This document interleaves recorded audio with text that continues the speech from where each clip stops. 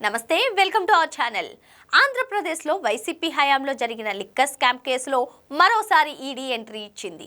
YCP మాజీ నేత విజయసాయిరెడ్డికి ED నోటీసులు జారీ చేసింది. ఈ నెల 22న విచారణకు రావాలని ఆదేశించింది.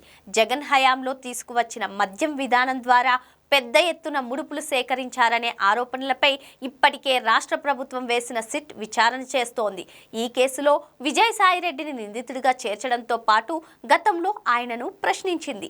మరోసారి విచారణకు హాజరు కావాలని సిట్ నోటీసులు జారీ చేసినప్పటికీ ఆయన విచారణకు హాజరు కాలేదు. కానీ ఆయన ఇప్పటికే చాలా విషయాలు చెప్పారని తెలుస్తోంది. తాజాగా విజయసాయికి ఎన్ఫోర్స్మెంట్ డైరెక్టరేట్ నోటీసులు జారీ చేసింది. 2019-2024 మధ్య 5 ఏళ్ల కాలంలో మద్యం విక్రయాల ద్వారా దాదాపు 3,500 కోట్ల రూపాయల మేర అక్రమ నగదు లావాదేవీలు జరిగినట్లు సిట్ నిర్ధారించింది.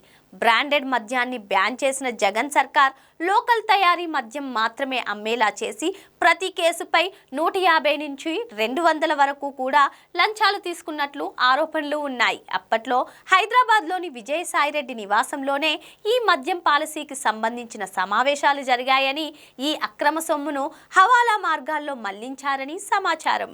ఈ కేసులో ప్రధాన నిందితుడిగా ఉన్న రాజకేశ్ రెడ్డి సహా ఇతర నిందితుల వాంగ్మూలాల్లో విజయసాయిరెడ్డి పేరు ప్రముఖంగా వినిపించింది. గతంలో సిట్ విచారణకు హాజరైనప్పుడు ఆయన తనను తాను విజిల్ బ్లోయర్గా చెప్పుకుంటూ రాజకేశ్ రెడ్డే అసలు సూత్రధారి అని పేర్కొన్నారు. అయితే విజయసాయిరెడ్డి ప్రమేయం కూడా ఉన్నట్లు ఆధారాలు లభించడంతో ఈడీ ఇప్పుడు prevention of money laundering act కింద లోతుగా విచారించేందుకు సిద్ధమైంది. గతంలో జగన్ ఆర్థిక వ్యవహారాలను విజయసాయిరెడ్డే చూసేవారు.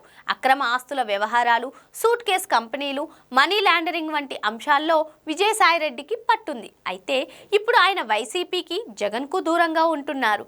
మరి ఈడీ విచారణలో విజయసాయిరెడ్డి ఎలాంటి విషయాలు చెబుతారనేది ఆసక్తిగా మారింది.